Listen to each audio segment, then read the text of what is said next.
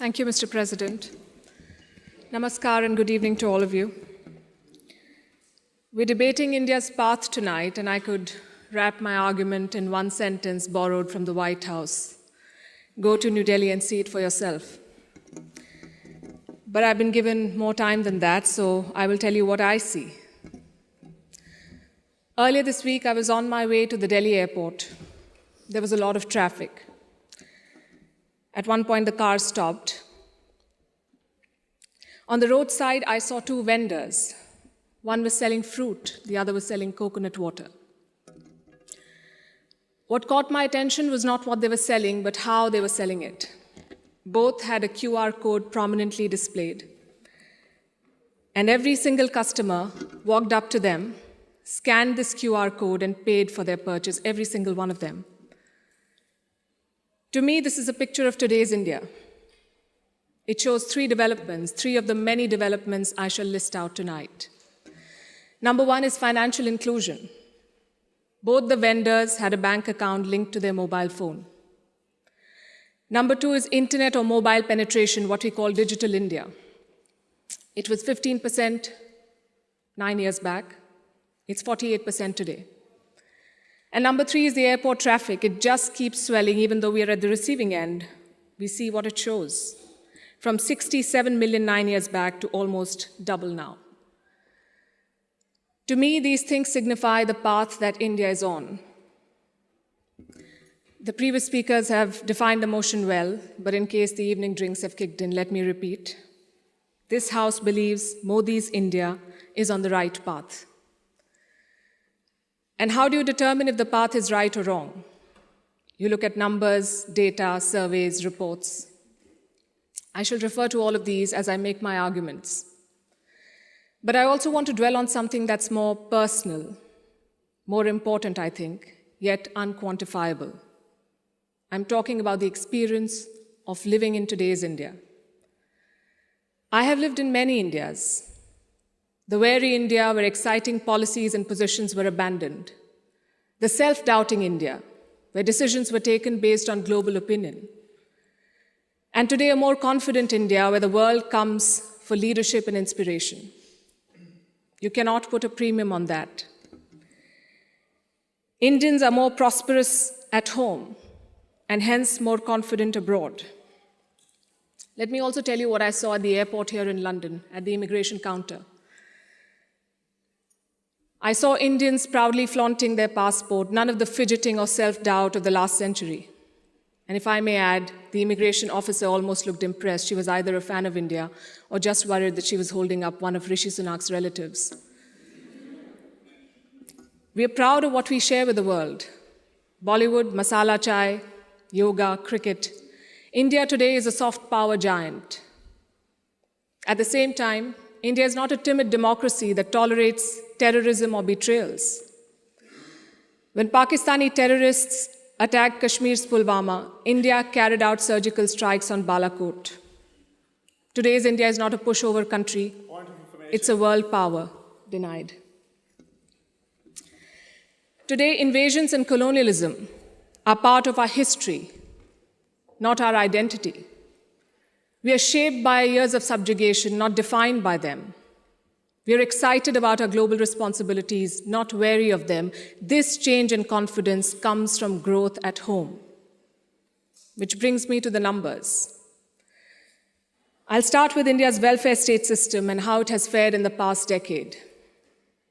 110 million new gas connections, 470 million bank accounts, 220 million insurance beneficiaries. And to be fair, the welfare concept is not new to India. It's been there for a while. What's new is the approach. It's not just about putting more money in the pocket, it's about empowering people. And the result, once again, the evidence shows in the numbers.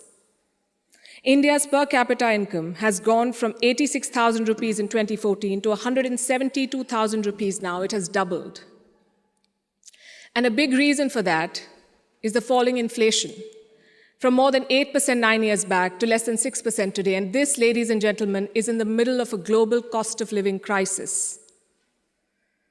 Foreign direct investment is at its highest level. Foreign trade is at its highest level.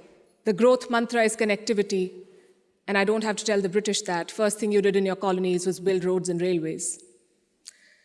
Our growth story has been about two Indias: the urban India, the bustling urban India, and a sluggish rural India.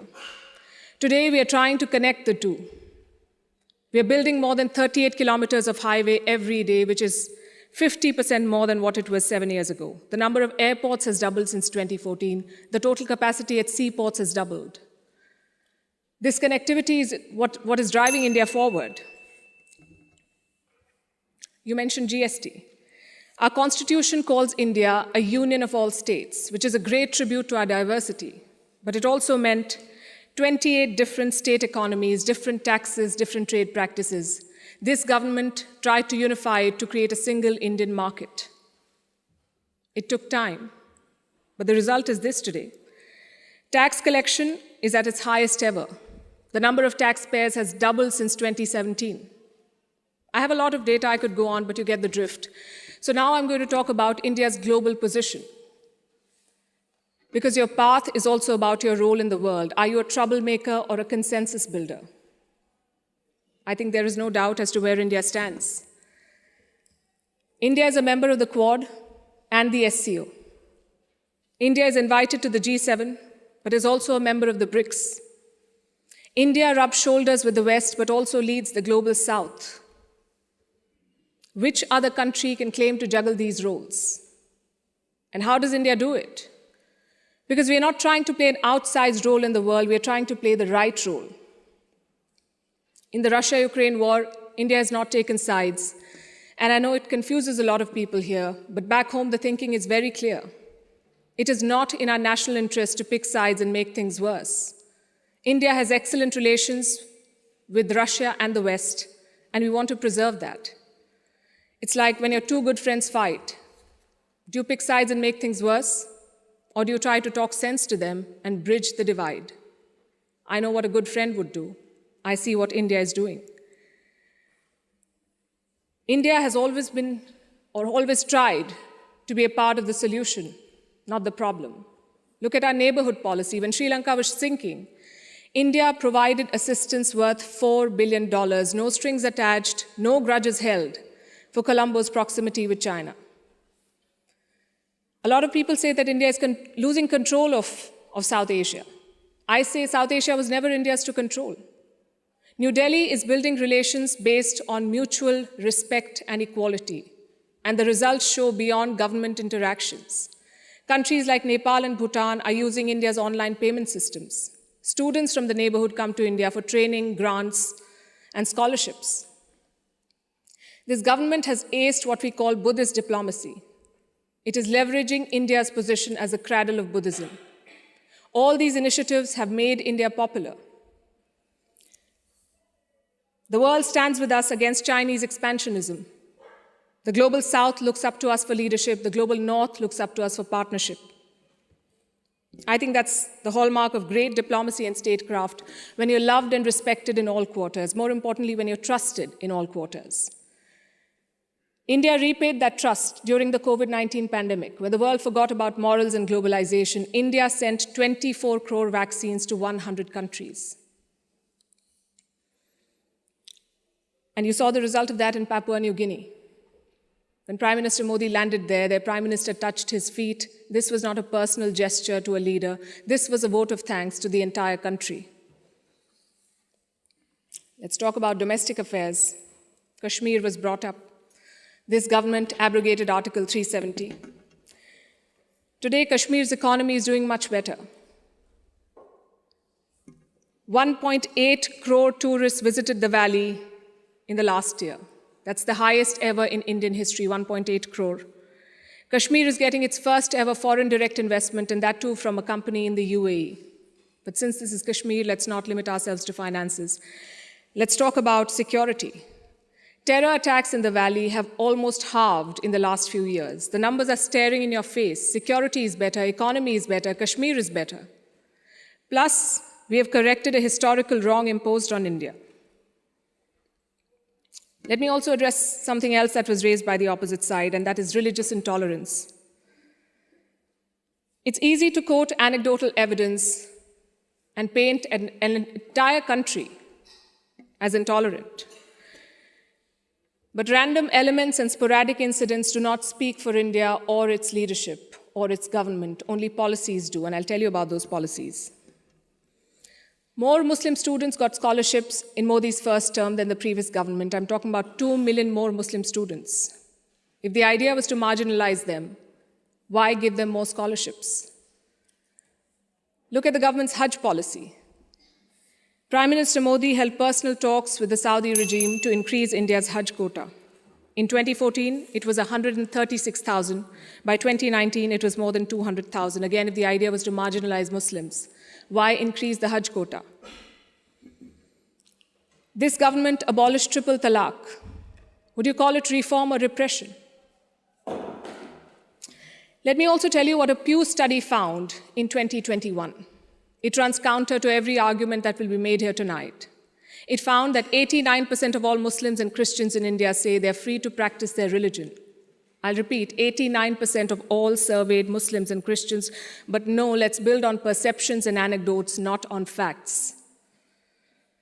I would also point you to all the social schemes, the bank accounts, the gas connections, the insurance policies. They're available to all citizens of all religions. Does that mean India cannot do better? Absolutely not. Even one incident of marginalization is one too many, but how would you judge an entire country's path? In fact, it struck me when I was invited for this event, why would Oxford University be interested in debating the path of Modi's India? Because India has defied Western predictions. It's the world's largest democracy charting its own course. India today has shed the burden of trying to comply with Western constructs. No amount of lecturing or virtue signaling is shaking India's confidence, and that is what unsettles critics. There are hit-and-run experts with no accountability who make pronouncements based on their political leanings to create an anti-India narrative. GDP growth won't touch 5%. There was corruption in the Rafale deal. The government was snooping in opposition parties using Pegasus. All of these make for juicy headlines. And they make it look like everything is wrong in India. But when a Supreme Court investigation finds no wrongdoing, when India's growth crosses 7%, who is questioning these experts? When an 85% Hindu majority Karnataka votes out the BJP, is the West then lauding India's secular credentials? You see, to judge a country's path, you have to be able to separate agenda-driven narrative from facts. In conclusion, let me say this. For any country in the world, there is always a wrong path. Enough dictators and autocrats have shown us, but there is no single right path. Britain has its own right path. India has its own right path. As long as democracy is respected, as long as the Constitution is respected, I would say to each their own. It is wrong to judge one country on the parameters of another. And that has been the beauty of India since 2014. We've uplifted 140 million people out of poverty. We did so while conducting free and fair elections, dozens of them. We did so while protesting, debating, and dissenting. And finally, I think the hallmark of a right direction is also public approval. Do the people think you're on the right path?